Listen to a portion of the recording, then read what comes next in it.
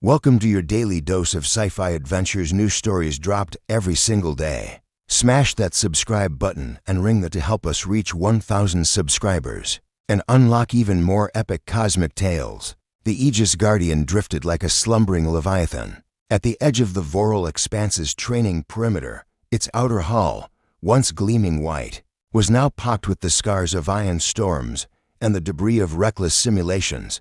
Dock 2. Its flank was a series of training platforms gleaming, circular bays that rotated slowly to simulate both gravity and zero-G environments.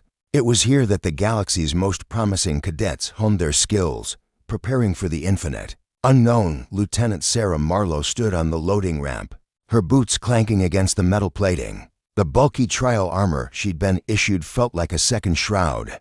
Powered servos hummed in her joints, life support tubes snaked across her torso, and the HUD in her helmet flickered with status readouts. Yet, beneath the helmet's visor, her green eyes burned with determination. "Preliminary check complete," she announced, voice crisp inside the suit's comm system. "All systems nominal." A cacophony of clicks echoed down the corridor. 16 alien cadets filing in behind her. They formed a perfect semicircle, the Verth, with their mandibles and for eyes. The crystalline Shul-2, whose bodies refracted overhead lights into rainbow spectrums. The amphibious Rahulan, their slick skin dripping nutrient gel, and the towering Jaxer, whose carapace could deflect plasma bursts. Each species carried the subtle arrogance of those bred under vastly superior bio-augmentation. Programs, Cadet, Thresk, lean and iridescent, tapped a six-lens die toward Sarah, a Terran. He murmured in a buzzing undertone, "Pathetic. Why did the Council include her?" Allura's crystalline chassis rattled with laughter. "Entertainment value. She'll collapse at the first sign of atmospheric fluctuation." Sarah tightened her grip on the railing and inhaled steadily. She'd been warned about Verth's superiority complexes and the rumors that humans were the weakest of the known sapiens outside the uncharted Zerth. Now, she intended to prove that raw spirit could outshine alloyed flesh. At the head of the group, Commander Ral, a seasoned Voral officer whose Mandarin tongue clicks were a testament to decades of service, approached. His leathery skin bore loops of ceremonial tattoos, each representing a campaign he'd survived. With a deliberate gesture, he activated the platform's central holoprojector. A three-dimensional schematic of the training bay materialized midair. Zero-G turbines, plasma target arrays, endurance circuits threaded through a simulated asteroid field. "Welcome, cadets," Ral's voice resonated with authority. "The Voral Expanse Naval Academy selects only those capable of transcending their limits. Today, you will undergo drills designed to challenge body, mind, and unity." He swept his gaze across the group until it rested on Sarah. "Lieutenant Marlowe, as the sole human contingent, your performance will be scrutinized more than most. The galaxy watches and so do I." His Mandarin clicks punctuated the warning. Sarah offered a curt nod. "Understood, Commander." Ral turned away, and with a flick of his wrist, the platform doors slid open. Sodium white lights spilled onto the corridor, illuminating the cadets' gear. Together, they stepped into the chamber where the real test awaited, the gravity modulator arena.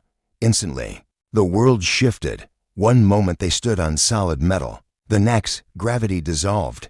Cadets floated free, limbs drifting. The arena's walls glowed with sensor beacons, marking entry and exit points. Saboteur drones, small, spider-like constructs whizzed around, primed to unleash brief pulses of simulated plasma.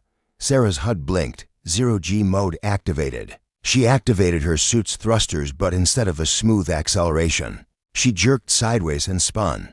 Her breaths came quick, heart pounding. Round her, the Verth cadets vaulted with fluid precision, magnets gripping panels, then releasing in graceful arcs. The Shulta glided as if swimming through air. The Rahulan toggled their internal swim bladders to hover effortlessly. "Come on," she muttered. Focusing on the manual controls, she killed the auto-stabilizers and engaged each thruster nozzled. At ankle and wrist, a weak pulse from her left boot brought her upright.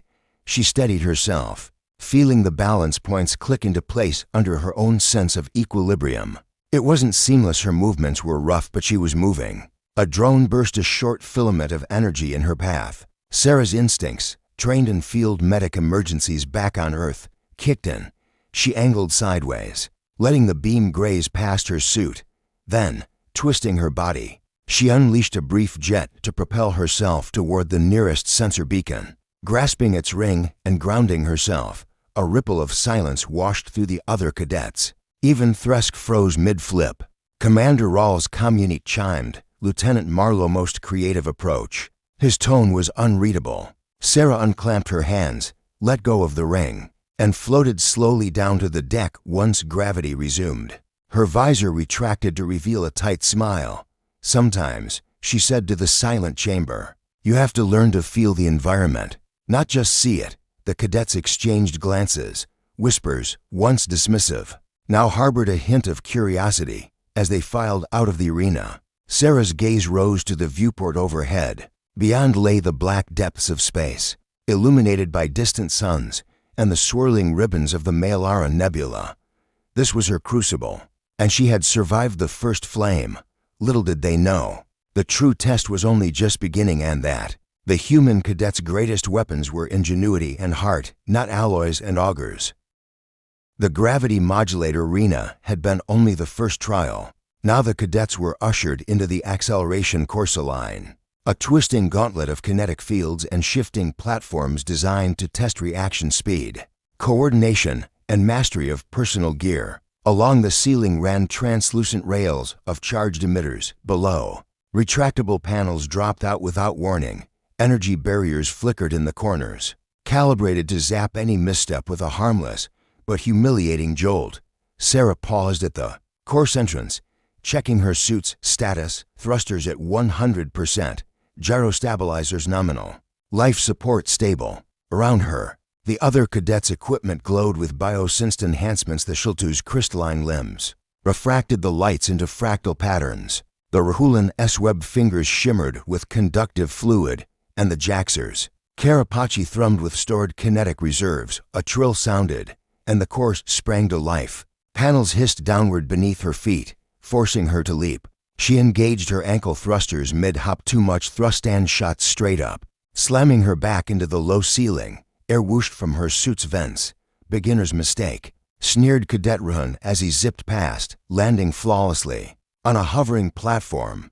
His sleek amphibious suit flowed with him, like water in motion. Sarah sucked in a breath. She remembered her first mountain climbing lesson on Earth, the importance of small, calculated movements rather than brute force. With fouled thrusters, raw power would only backfire.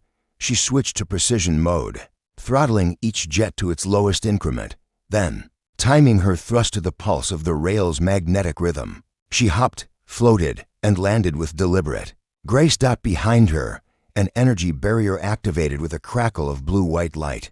Most cadets skirted the edge. Sarah angled her body to slip between the pulses, her suit's thin profile barely clearing the arcs. She felt the electric singe at her shoulder, but the armor took the hit. A hush fell over the course. Even Rahan's smug smirk faltered. Impressive, crackled Commander Rawl through the comm mesh. But can you do it under fire? Sarah allowed herself a brief grin before the next phase began. Plasma projecting turrets around the perimeter swiveled, lancing bolts of simulated fire in sweeping arcs. The cadets were to charge forward, tag the central beacon, and dash back before the timer elapsed. Sarah's heart drummed. She clicked. Her visor closed to filter out the flicker and engaged adaptive targeting. Locking onto the beacon's heat signature, she sprinted, ignoring the thrusters. Trusting her own legs, a bolt grazed her suit's thigh plate.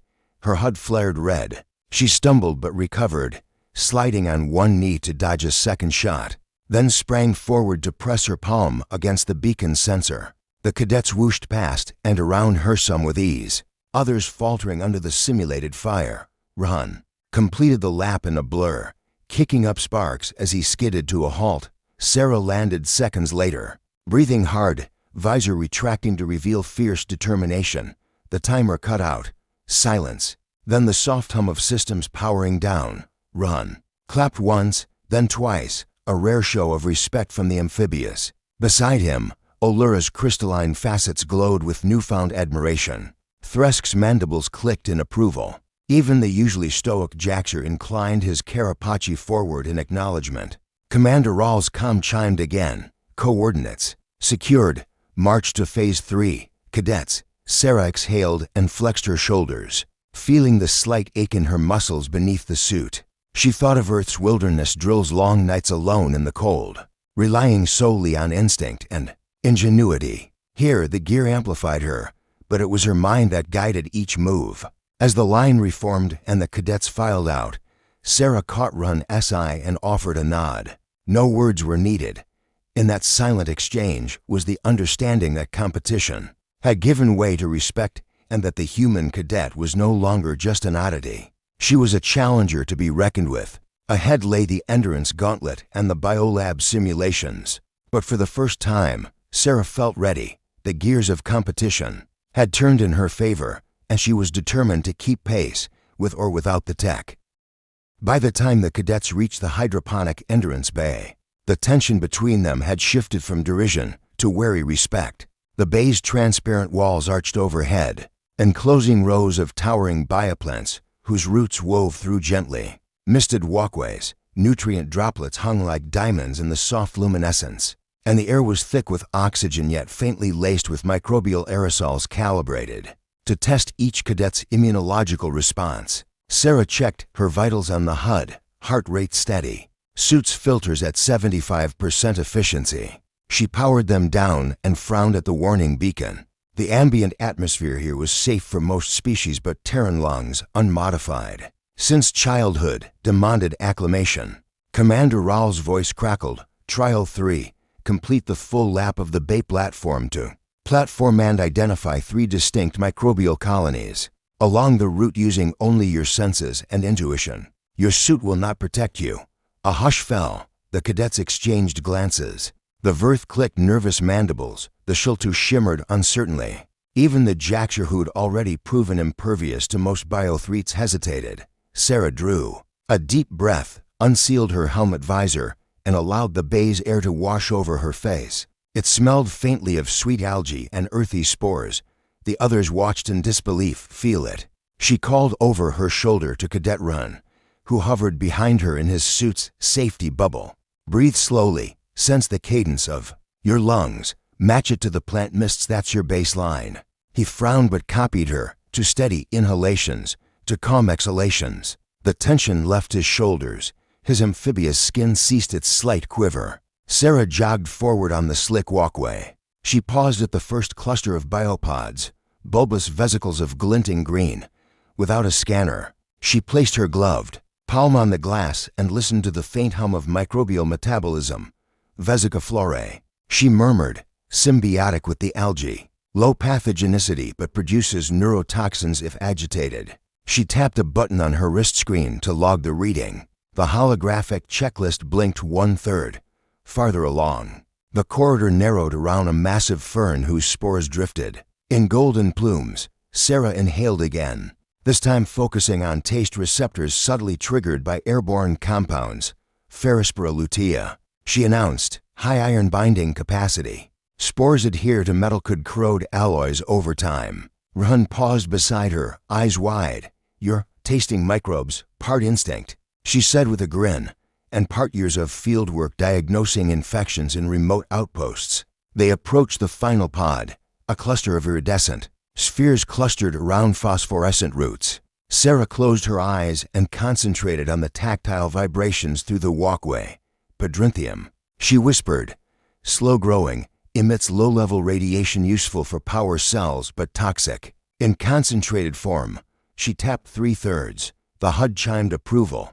Ron removed his helmet, exhaling in wonder. I never would have detected that without a bioscanner, she shrugged. Sometimes you have to trust your senses more than gear. A sharp klaxon cut through the bay as the walls slid open. Into the biolab simulation, a glass-walled chamber, seeded with holographic pathogens and real chemofoam barriers. Here, cadets would don minimal hazmat gear and isolate a volatile organism in under 5 minutes. Sarah stepped forward, peeling back the suit's filter pack and exposing only a light breathing mask. The other cadets recoiled. None would remove.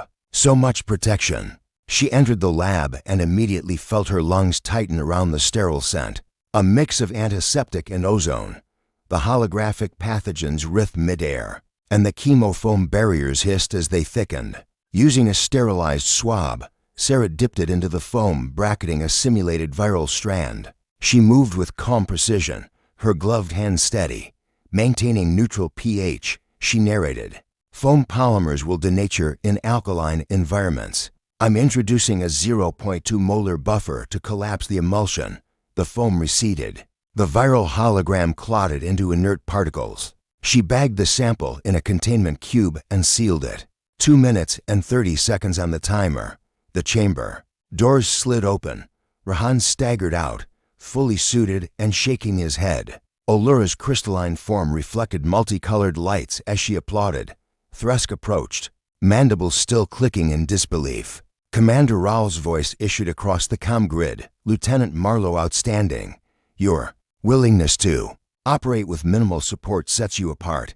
Sarah replaced her mask and turned to face the cadets. Sweat beaded on her brow under the helmet, but her smile was steady, gears in extension. She said, "But your mind and body are the core. Protect them. Learn them and they'll serve you when tech fails." In the charged silence that followed, Sarah realized she'd done more than pass the trials. She'd shifted the balance of attitudes. The alien cadets, once unified in their contempt, now fractured into factions of admiration and curiosity. And at the heart of it all stood a human, stripped of armor, stronger than they ever expected. The Kestrel's reach loomed ahead in the cooler nebula like a sleeping behemoth.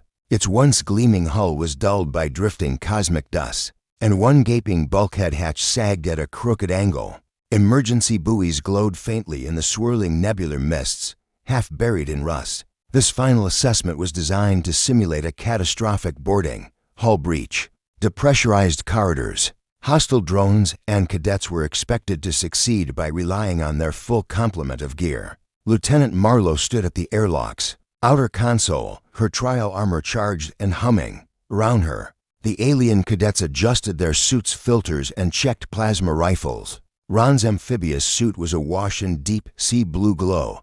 Allura's crystalline frame fractured the station's lights into kaleidoscopes.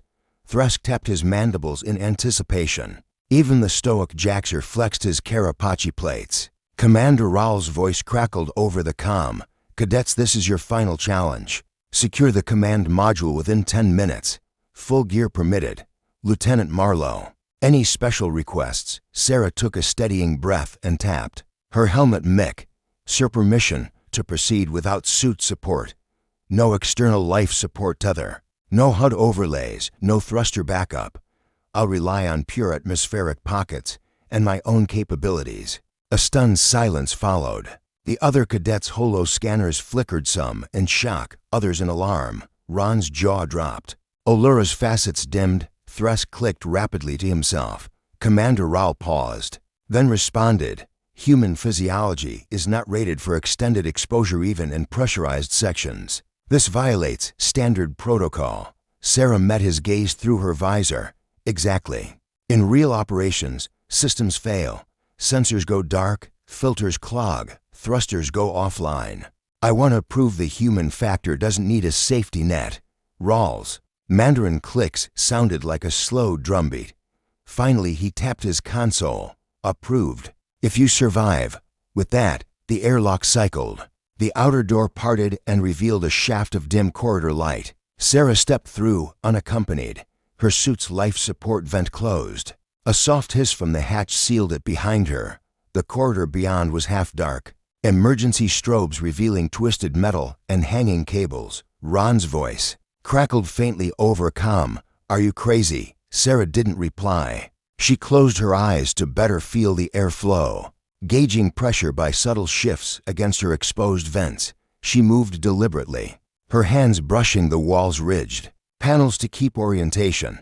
A patrol drone clattered around a corner, its scanner eye sweeping. Sarah paused, waited for its beam to pass, then pressed her body flat against the bulkhead and slipped past in the strobing shadows. The others watched from the safety of the airlock, jaws agape. Ahead, the corridor split, no HUD arrows to guide. for only a worn schematic etched into the metal, a faded arrow pointing right. Sarah followed it. At the next junction, the lights died completely, plunging her into near pitch black. She paused, drew a slow breath, and clicked on her helmet's infrared filter, just enough to see heat signatures, not rely on overlays. Her heart thundered as she traced warm shapes, one larger mass to the left, a dormant drone, and the exit hatch's heater coils glowing faintly straight ahead. She tapped her comm, path clear. I'm approaching section Delta 9. Seconds later, a volley of simulated plasma fire erupted behind her, searing the corridor walls. Sarah didn't flinch. She sprinted the last meters, slapped the hatch, control panel, and heard the satisfying clank of mechanical locks releasing. The airlock door whooshed open, impulsively venting a rush of contained atmosphere inwards. She shielded her face, then crossed the threshold into the docking bay where the cadets hovered. Stunned, Ron shot forward, grabbing her arm. "By the tides, you made it." Sarah finally let herself smile, breath coming in ragged gasps. She raised a hand for quiet.